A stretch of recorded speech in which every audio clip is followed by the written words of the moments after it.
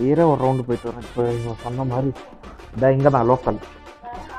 அப்படியே ஊர் காரி துப்பும் என்ன அசிங்கமாக பொம்பளை பொறுக்கின்னு சொல்லும்.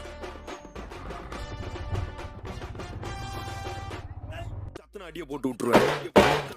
என்ன சண்டைக்கு கூட்டாமும் ஒன்னா பந்தயம் போட்டு